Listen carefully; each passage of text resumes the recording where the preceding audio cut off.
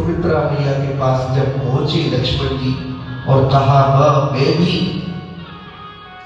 अयोध्या से वन के लिए जाना चाहता हूं, तो सुमित्रा मैया कहने लगी बेटा लक्ष्मण तेरा इस अयोध्या में क्या कार्य? जहां राम है वहीं लक्ष्मण है। इतनी सेवा करना राम की कि वनवास के दुखों को भूल जाए। जब राम सो जाए तो जाकर पहरा देना, जब राम खा ले तो उसके बाद यदि कुछ बच जाए तो खाना। पुत्रवती जुवती जग सोई, पुत्रवती जुवती जग सोई, रघुपति भगत जासु सुत होई, रघुपति भगति जासु सुत होई, नाहि ते भल बाज बियारी, नाहि ते भल बाज बियारी, राम विमुख सुत पेत हारी, रघुपति भगत जासु सुत होई। इस संसार में माता वही है जिसका पुत्र जिसकी संतान की भक्त है। नाई केवल पांच ज्ञान, और यदि भगवान की भक्त नहीं है संतान तो इससे भली तो वह पांच माता है जिसकी कोई भी संतान नहीं है। क्यों? क्योंकि राम से विमुख यदि कोई व्यक्ति है तो वह संसार में भगवान की भक्ति का प्रचार नहीं कर सकते। जगती जने तो भक्त जने, या दाता या शूर, या फिर जगती पांच रहे, क्यों खोवे है दूर। यदि जगती जने तो भक्त को जन्म दे, या दानवीर को जन्म दे, या वीर को जन्म दे जो देश की रक्षा के लिए अपने प्राणों का भी बलिदान कर दे। क्योंकि ऐसे ही लोग होते हैं, ये समाज की धुरी होते हैं। सारा समाज ऐसे लोगों के बीच में सुरक्षित रहता है। यदि ऐसे लोग ना हो तो समाज में अच्छाइयां नहीं मिलेगी आपको। जो निस्वार्थ भाव से कार्यों में आगे रहे, क्योंकि के अंदर ऐसे हीरे मोती ज्यादा नहीं होते। हीरे में मोती बहुत थोड़े मिलते। क्योंकि अगर सोना सड़कों पर पड़ा मिल जाए तो क्या सोने की कीमत रहेगी? नहीं रहेगी सोने की कीमत नहीं। हीरे मोती पार्कों में लगे मिले, पेड़ों पर लटकते हुए, तो क्या उनकी कीमत रहेगी? कुछ नहीं, बिल्कुल भी नहीं रहेगी। नहीं। फिर तो आनंद हो जाएगा, वहां से तोड़ा और सीधा झुमका लटका दिया। कमाने की जरूरत बोल नहीं सियावर पड़ेगी। रामचंद्र की जय। लेकिन जब जो चीज जितनी कम होती है समाज में उसका उतना ही महत्व ज्यादा होता है। समाज में सेवा भाव करने वाले लोग बहुत कम होते हैं, और यही लोग समाज की रीढ़ की हड्डी होते हैं, जो निस्वार्थ भाव से समाज की सेवा के कार्यों में लगे रहकर समाज में अच्छाइयां फैलाते हैं और समाज के लिए कार्य करते रहते।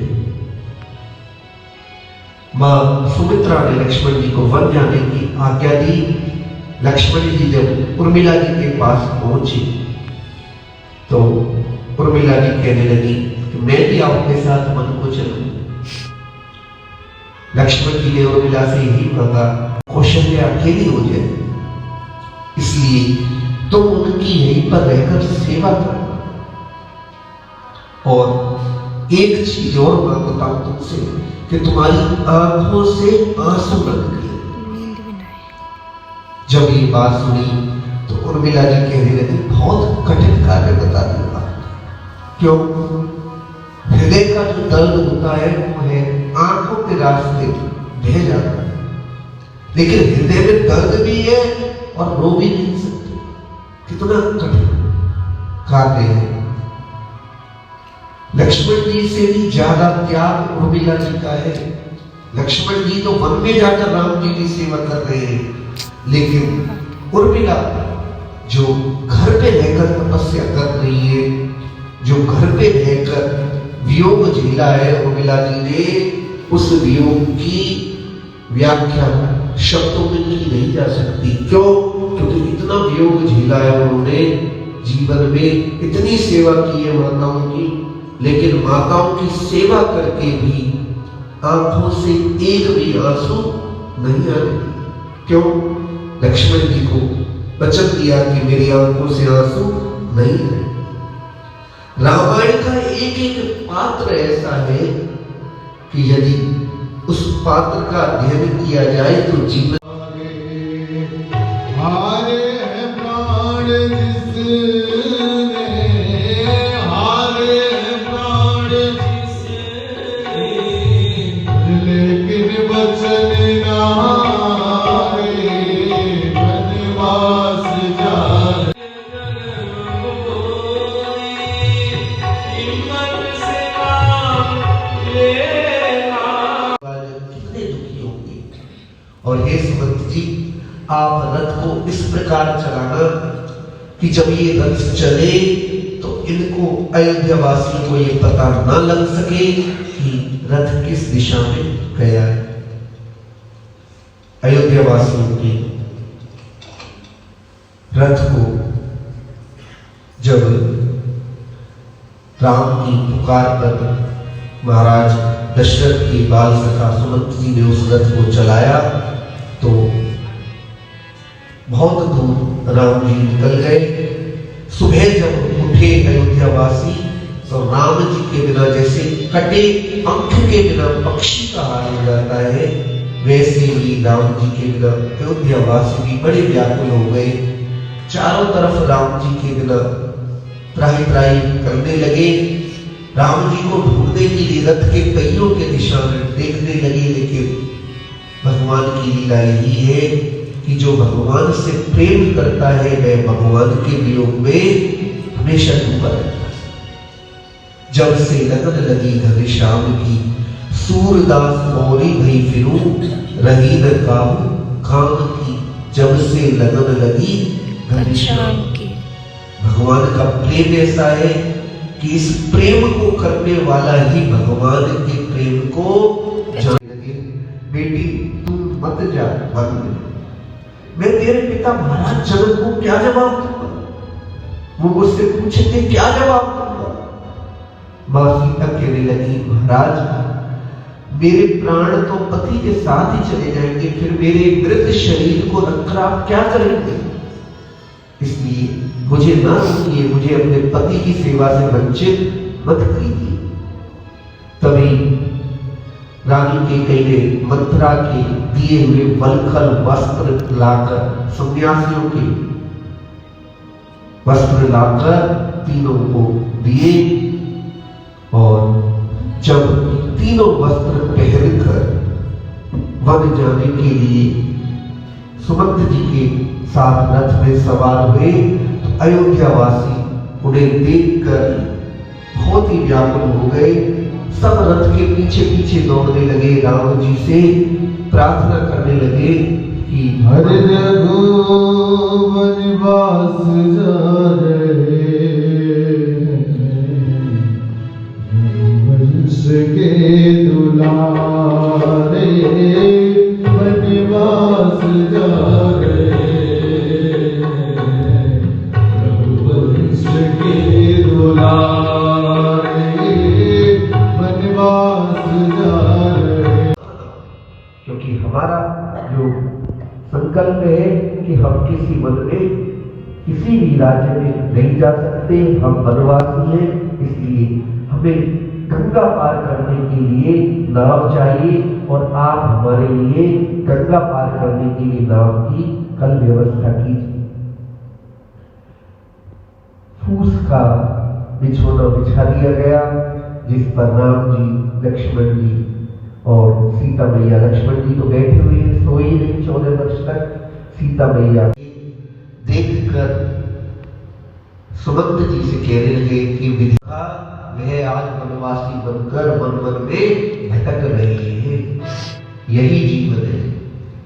मानव जीवन में जो आता है उसे इस बात का ध्यान रखना चाहिए कि यदि आप मानव के जीवन में हो तो ये मत सोचो कि जीवन फूलों की सेज है।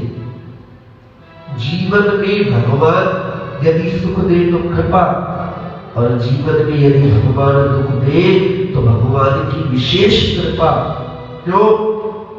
सुख में सुमिरन दुख में सुमिरन सब करे, सुख में करे न कोई, और जो सुख में सुमिरन करे तो दुख काहे को होय। नहीं बता सकता। ऐसे ही भगवान की भक्ति को करने वाला भक्त ही भगवान के प्रेम को जान सकता है। आगे राम जी पहुंचे निषाद राज गुरु के पास। निषाद राज को जैसे ही समाचार मिला अपने कुटुंबियों के साथ राम के स्वागत के लिए उचित सामग्री लेकर पहुंचे। निषाद राज गुरु ने जब वनवासी के वेश में राम लक्ष्मण और सीता मैया को देखा तो हृदय फट गया। कहने लगे, हे प्रभु, आपने कैसा रूप बना रखा है? आपके रूप को देखकर तो बड़ा आश्चर्य होता है। आप अभी से इस अवस्था में मन के लिए जा रहे हैं। जब कुछ न बोले राम जी तो निषाद राज कहने लगे, मैं समझ गया। सुमंत जी के चेहरे की तरफ देखकर कहने लगे कि मैं समझ गया कि आपके साथ क्या हुआ, लेकिन आप अपने मुख से वो बात न कहना चाहें, लेकिन मैं आपके भावों को देखकर ही समझ गया कि आपके साथ बहुत अनहोनी हुई है। लेकिन प्रभु, ये छोटा सा राज्य भी तो आपका ही है। इस श्याम रामचंद्र की जय। सर्दी है, एक बार सभी अपने अपने गले का पूरा उपयोग करेंगे, पूरा 100% जोर से आवाज लगाएंगे, बोल श्याम रामचंद्र की जय। क्या बात है भाई, LIC कॉलोनी के भक्त तो बड़े जोरदार है तो बहुत दूर दूर से आए, लेकिन यहाँ पर आकर क्या बोलते, जीवन ज्योति कॉलोनी। कौन सी कॉलोनी? जीवन ज्योति।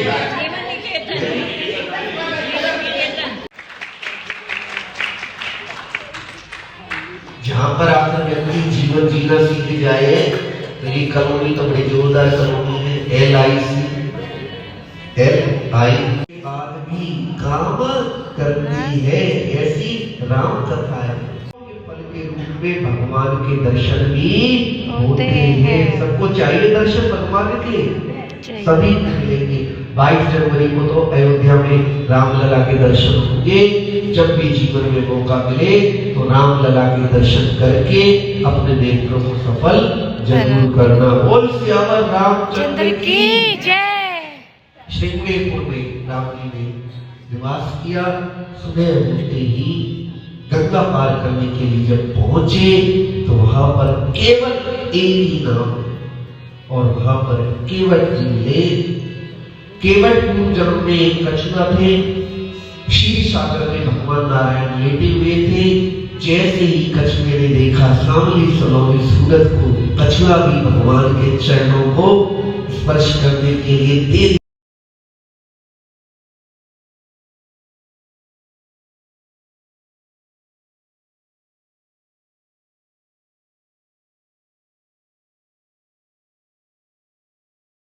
इसलिए दुनिया के लोगों के सामने अपने दर्द को ना कहा करो। अगर दुनिया में कोई सुनने वाला है और सुनकर उस दर्द का इलाज करने वाला है तो वह हमारे रघुनाथ जी ही है। इसलिए किसके आगे फरियाद करनी चाहिए? भगवान के आगे। किसके आगे? भगवान के आगे। रघुनाथ जी के आगे। रघुनाथ जी के आगे। रघुनाथ जी के आगे। भगवान का ऐसे भक्त केवट है जिन्होंने आज तक जिनको याद है कि कछुआ के रूप में था तो ये लखनलाल जी ने अहिल्या का आपने उद्धार किया है करुणा निधान। मैंने सुना है कि पत्थर की नारी, पत्थर की शेर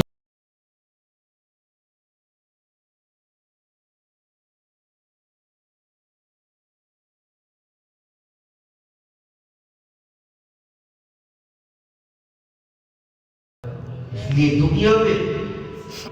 दुनिया के लोगों के सामने अपने दर्द को ना कहा करो। अगर दुनिया में कोई सुनने वाला है और सुनकर उस दर्द का इलाज करने वाला है तो वह हमारे रघुनाथ जी ही है। इसलिए किसके आगे फरियाद करनी चाहिए? भगवान के आगे। किसके आगे? भगवान के आगे। रघुनाथ जी के आगे। रघुनाथ जी के आगे। रघुनाथ जी के आगे। भगवान का ऐसे भक्त केवट है जिन्होंने आज तक जिनको याद है कि कछुए के रूप में था तो ये लखनलाल जी ने अहिल्या का आपने उद्धार किया है करुणा निधान। मैंने सुना है कि पत्थर की नारी, पत्थर की शेर चरणों की धूल में बड़ा जादू सुना है। इसलिए मल मल कर इन चरणों को धोएंगे और फिर पीकर भी देखेंगे कहीं ऐसा तो नहीं हम ही नारी बन जाए। यदि हमारे अंदर कोई परिवर्तन नहीं हुआ तो फिर हम आपको नाव से पार करा देंगे। जैसे ही ये बात सुनी केवट के अलबेले वचन से राम जी ने प्रसन्न होते अपनी बदला। कितने चतुर है केवट की, राम जी के चरण भी धो दिए, चरणों का चरणोदक भी ले लिया और केवल खुद ही अपना कल्याण नहीं किया बल्कि कठोते में जल लेकर अपने सगे संबंधी मित्र सबको बुला दिया, आ जाओ आ जाओ आ जाओ आ जाओ। सब भागे भागे आए। क्या हुआ केवट भैया? हुआ कुछ नहीं, मेरे चरणोदक लो। जिस चरणों से गंगा निकल के आज उन्हीं चरणों को धोकर उनके चरणों की धूल को पीने का शुभ समय आया है। सबने चरणोदक लिया राम जी का और सभी का उद्धार कर दिया। ऐसा केवट है। प्रभु श्री राम नौका में बैठी केवट ने बड़े ही प्रेम के साथ नौका को पार करना प्रारंभ किया। मेरी नैया लक्ष्मण राम जय हो। गंगा मैया धीरे बहो, मेरी नैया लक्ष्मण राम गंगा मैया धीरे बहो, ओ धीरे बहो मैया धीरे बहो, ओ धीरे बहो मैया गंगा मैया धीरे बहो, मेरी नैया लक्ष्मण राम गंगा मैया धीरे बहो।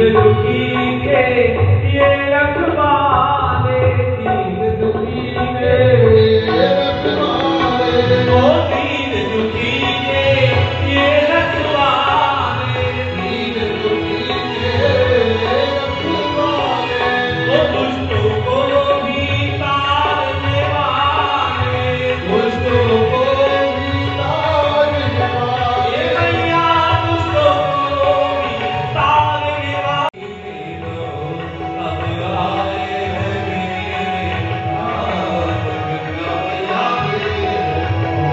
माझी रे,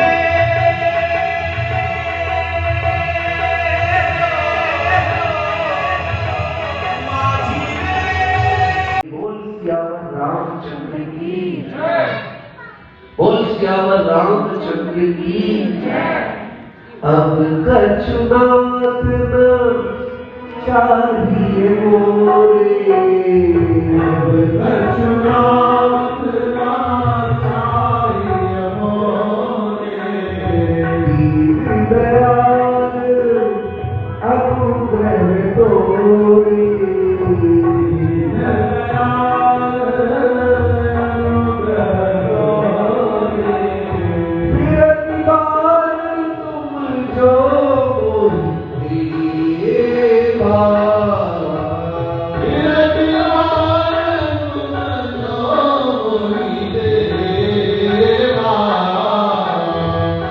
प्रसाद में दुनिया की बहुत मजदूरी की, ऐसी सुंदर मजदूरी आज तक नहीं।